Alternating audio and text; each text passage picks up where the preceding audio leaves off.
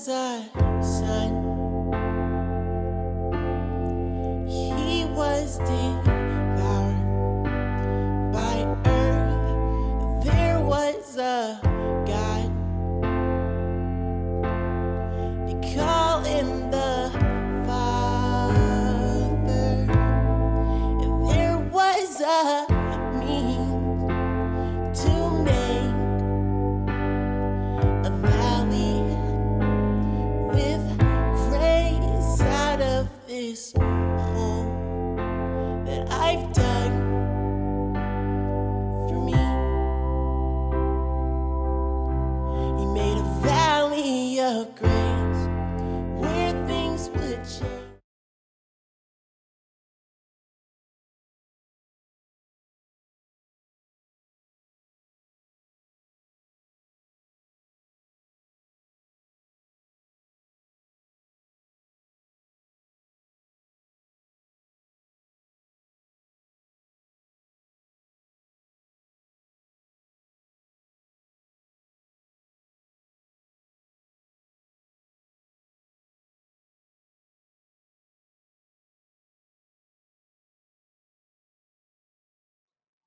Hello. I said, Tina, might go change the time then. I was about to change the time, and then I was like, oh, wait a minute. I got to hurry and get on. Okay. So you ready? I guess so. Yes. Okay. So today I have Joyce Mosely on here. This is my mom, and this is her first time interviewing on a podcast. So welcome. Thank you. Okay, so first question I got for you is to talk a little bit about the relationship between us as I was growing up. So maybe you can expound a little bit on that. Okay.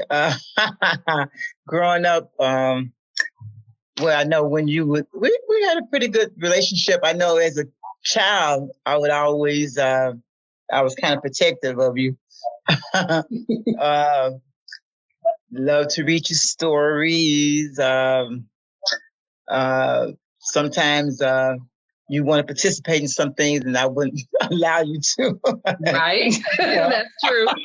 Like I said, I was kind of protective, you know. And even though my siblings, we'll take care of I didn't really trust them enough to, take care of you the way I wanted you to be taken care of. I can remember playing out when we lived with my dear in public housing, and I can remember going to the alley playground with Tora and Celeste and some of the other friends. And then I would get all nervous and panic because I was like, oh, I lost the bar rat. I was afraid that I was going to get in trouble.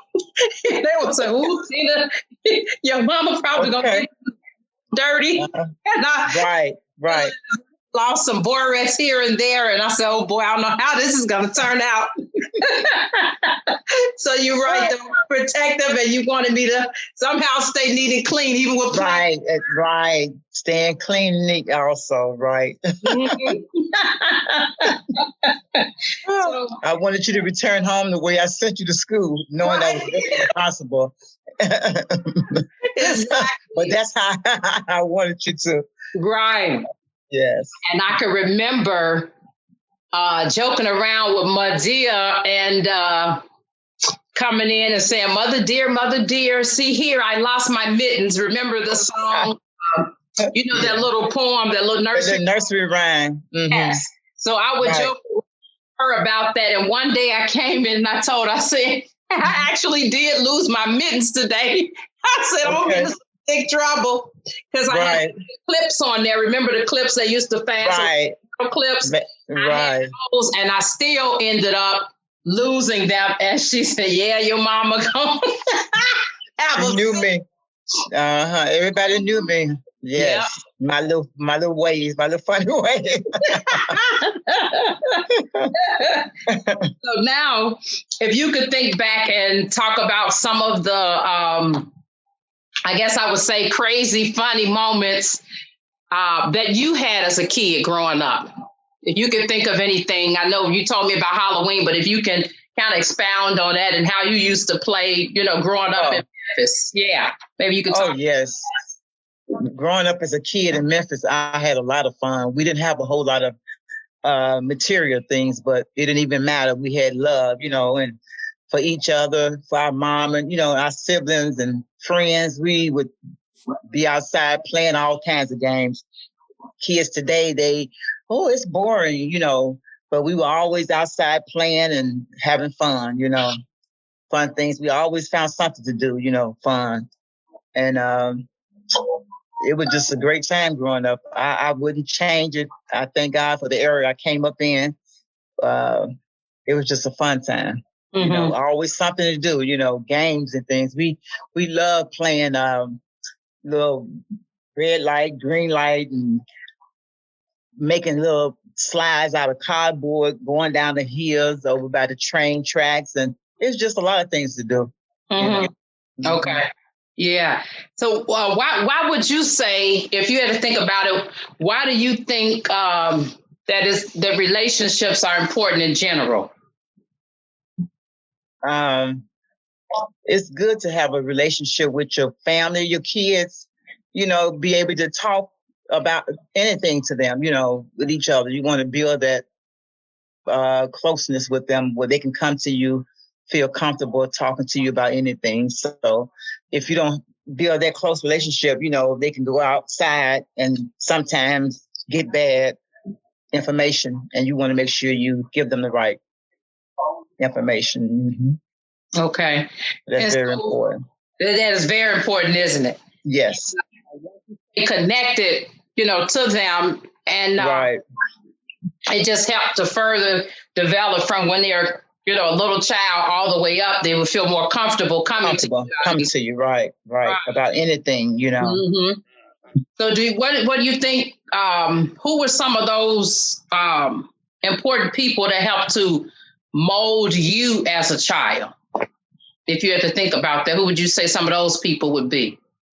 My mom, first of all, and then my aunt, my mom's sister, and then I had a teacher, some of my teachers. Mm-hmm. Really? In grammar school, right. Okay. Even in high school. Mm-hmm. Okay, can you describe a little bit of your relationship with your mom's sister and how you got connected when you were a kid, some of the things that took place? With my mom's sister? Yes. Oh, okay. My mom's sister, we were pretty close. I was the one child that she would like to come and live with her. When we moved to Chicago, I would always go back and visit. She would always allow me to come back. Even before we came to Chicago, my mom came and my other siblings, and I asked my mom if I could stay and finish out my school year. And I stayed with my aunt. She allowed me to stay with her. So I was just like her daughter. She treated me just like her daughter.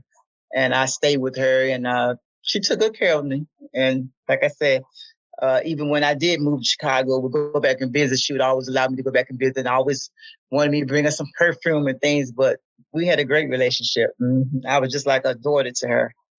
And what was some of the food that she cooked when you went to visit her in Memphis?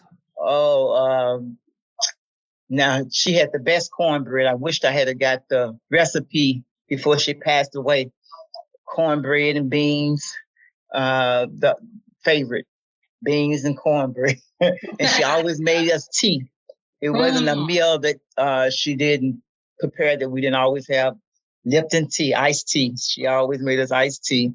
And during a holiday time, she would always let us make cakes, and we always did 3-layer different color. We put food colorings in it. So I look forward to that as a kid.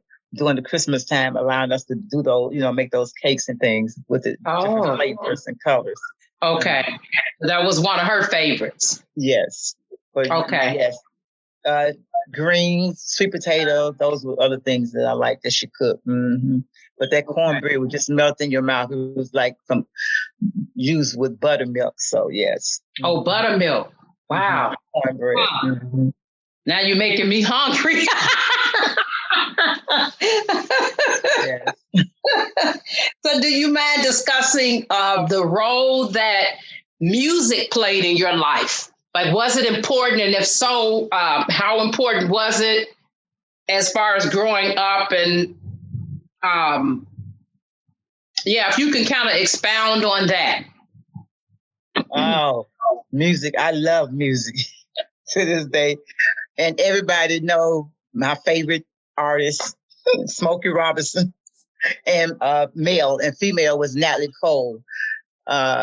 Growing up, my parents always played music in the house, and I did it, my own self. I played music, a variety of music, genre of music. I love music, and it's just something that helps me when I'm at home, when I'm doing my housework, get through my housework. I just enjoy music, all types of music. Yes. It's just fun listening to. Mm-hmm. Okay. Different artists, yes. Different artists. And then was music played a lot when you were a kid and as you were growing up? Oh, yes. Growing up in the projects, that was the thing.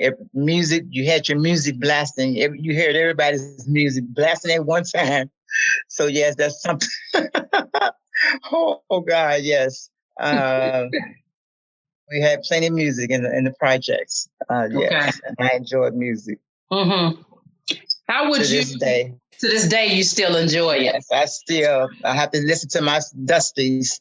Yes, and my siblings. I had a sister that loved. Oh God, she really loved Dusties. Mm-hmm. Peace still. Yes. Yes. Yes. So now, how would you say your family celebrated Blackness? How would you describe that? How does it celebrate your culture? It could be food. I know you just talked about music, but how would you say that they celebrated it, or some things that you even would say that you find, it could be how your family celebrated Blackness, or it could also be certain things that you think of growing up that makes you think of Blackness, like as far as what makes your race/nationality, I guess I would say, unique from other people, that what you notice that's just like common among Black people, so to speak. Definitely food. My mother prepared all types of soul food, Okay. So we would have gatherings, family gatherings, and she would just, and people in the community, she would invite over to share her soul food with. And then as a kid, growing up in Memphis, it was during the era where Dr. King was there in Memphis leading marches, trying to stand up for Blacks, making sure that they got, what they deserve. At that time, it was like the sanitation workers being treated unfairly. So my mom and family members would participate in the marches, to stand up for Black people. So, yeah.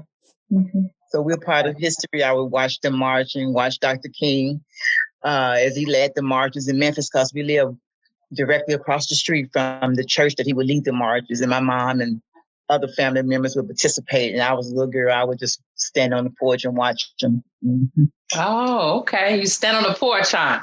Yes. Oh, that had to be. And I remember how she would, my hair, I had, when my mom would shampoo it would draw up so short. So I would cry sometimes. She would send me to school like that. But now I'm wearing it like that now. But back in the day, I didn't like it. But, that was our culture, our natural hair. And now, I'm used to it. I'm back to natural, even though I didn't like it back then. But, I do now. Okay. Now, let's see. What do I want to ask next? What do you do for a living? Well, right now I'm unemployed up until June 30th of this year. I was an early childhood teacher for 41 years. I taught preschoolers 41 years. Yes. Okay. And so how did you end up getting into that path, and then is that the path that you originally set out for upon completing high school? Well, upon completing high school, I thought I wanted to be a secretary, but once taking a typing course, I realized that wasn't for me. But more so when I went to register for college courses, I was led to go into the early childhood. And I thought back to as a youth, how I would always play school with my younger siblings and their friends in the project. They always wanted me to be the teacher. And so I guess it was just in me. So when I did go to register, I ended up registering for early childhood classes. And that's what I've been in all my life, for 41 years. That's what I did, taught early childhood. Wow. So you played school with your siblings? Yes, my younger siblings. Okay. And you were the teacher? They always wanted me to be the teacher, yes. So really? I guess it was just in me. So that's what God had already put in you? Already put in me, yes. Yeah, already in the womb, huh? Yes. I didn't know. I'm thinking, secretary. And then even at one point, I said, maybe a dietitian, but none of that happened. I realized I wasn't good at typing, and still not to this day good at typing. Mm-hmm. And even though with dietitian, I'm kind of conscious of things I eat, but I didn't go that route. Even though I'm still conscious of things that I eat, I try to watch things I eat. And, okay. I'm weight conscious. Yes. Okay. So what do you think, if you think about it, some of the mistakes that you've made along the way in getting you to the career that you have now? I wish that I would have went straight. Okay, when I first attended college, I went to a junior college. Then I transferred over to a 4-year college. I wish I had went right into it. Once I finished, I waited a while. And I went back to school in my 50s to get my bachelor's degree with my 04, which allows me to teach grades preschool through 3rd grade. I wish I had did it a little sooner because it takes a toll on your body, going back at that age, as well as financially. It put a strain on me financially because I had to do student teaching for like about 3 months. So that means I had to do a leave of absence from my job, and I didn't have any other source of money coming in. So that was a struggle there. So I just wish I had just went through all of it when I was younger. I tell anybody to complete it while you're younger, get it out the way instead of waiting. Because by me going back in my 50s, it was a little hard on me, a little rough. Yeah, financially and mentally, it took a lot out of me to this day, Yeah. Mm-hmm. Okay. So, I'm trying to think of which one I want to ask you next. If you had to think of the word brokenness, when you think of brokenness, what does that mean to you? A feeling like of emptiness, anxiety, shame, those type of things. Mm-hmm. Okay. And with that being said, for your definition, why do you think it is that we as people, it could be Christian or not, but just we as people, why do you think we stay in that state for so long? Sometimes we don't own up to it. We first have to admit, that you are like that, and then let go of it, that brokenness, and stay positive. Yeah. Okay.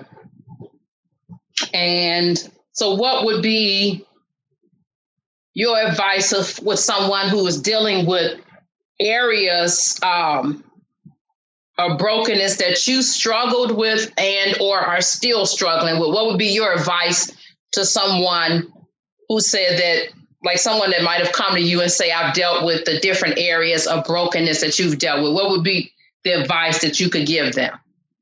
What do you think if you had to give them advice? Dealing with brokenness, like I said, the steps to healing would be first to just admit it, let go, and then turn those failures into triumphs and just stay positive. Those are things I would say. Okay. Mm-hmm. And how do you think that having community, how do you think that plays a role in the healing of brokenness?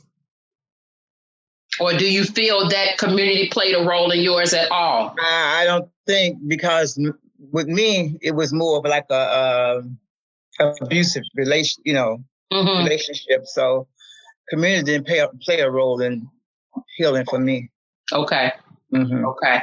So do you feel you had to walk through the steps of that healing on your own, basically? Is that what you're saying? Yes, with the help of the Lord. Yes. Okay. Mm-hmm. And what do you think happens as a result of unhealed brokenness?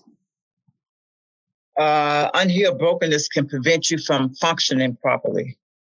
And extreme case, maybe mental breakdowns, or even people's minds to be thinking about suicide, things like that.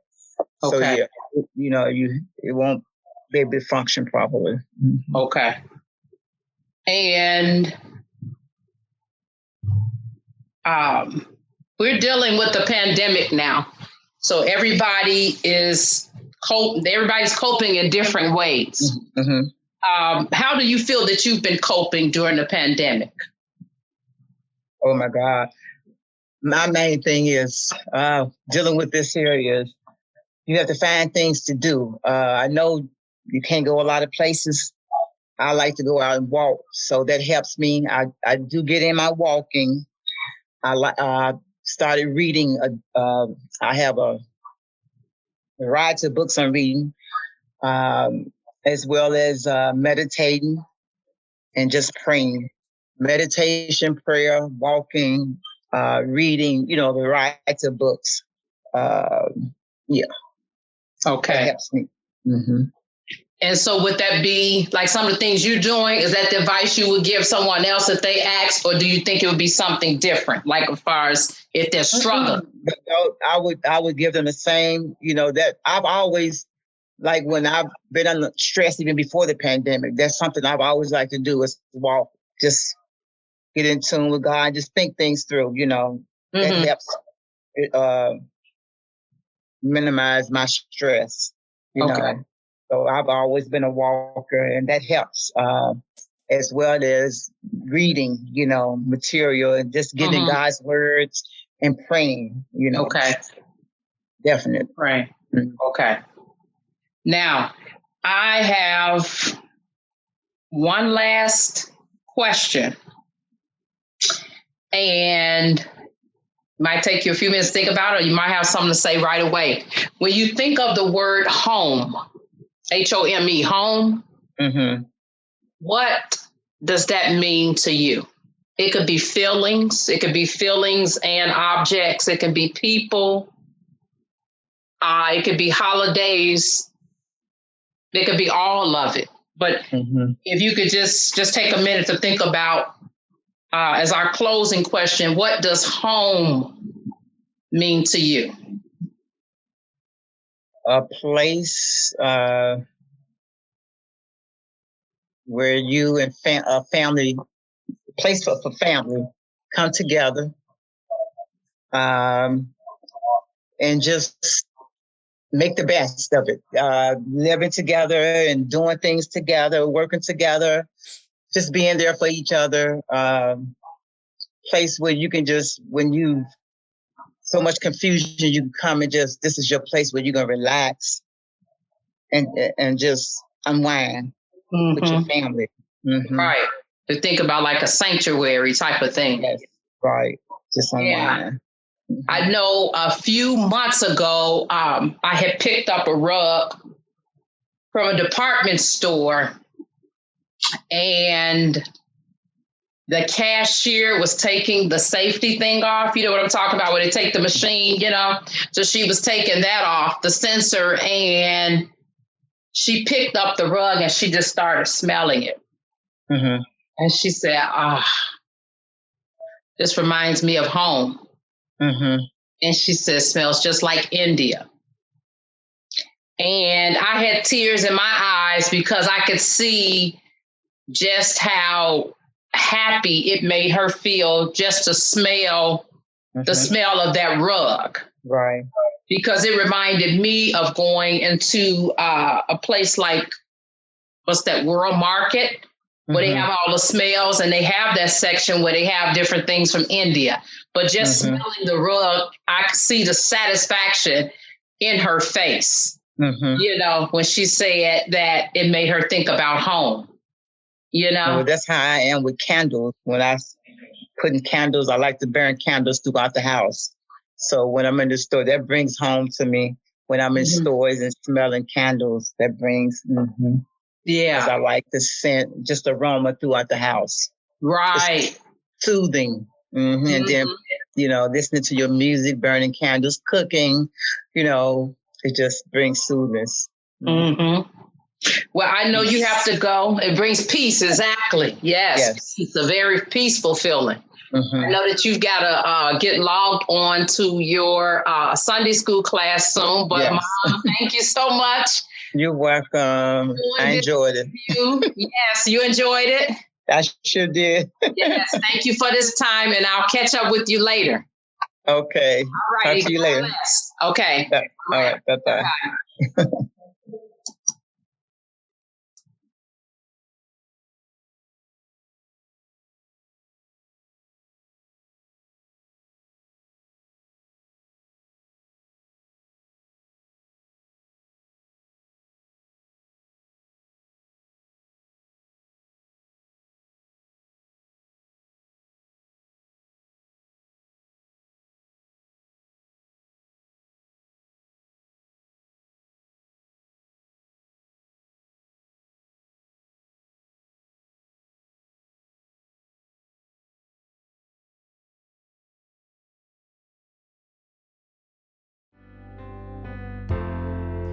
Turn those valleys into places to learn instead of burn and perish away.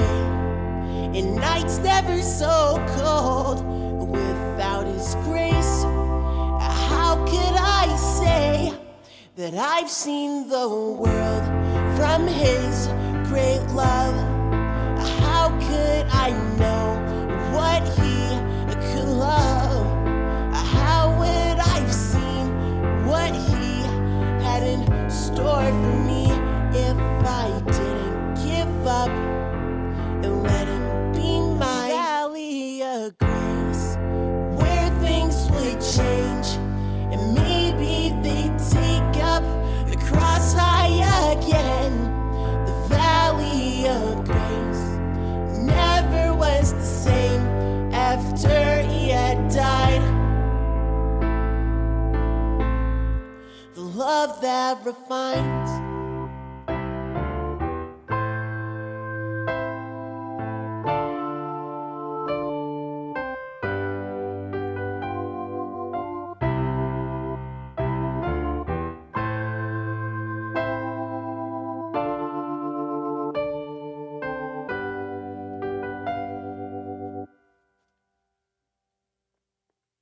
So much I wish I could give back, but I'm not intact to be sharing all of that. You took the price to give me that life, and now it's never gonna fade away. When I see I need more of Him, He whispers the sweetest of mercies upon my ears, and I won't go back the way it was again, again, again, and now a valley of grace where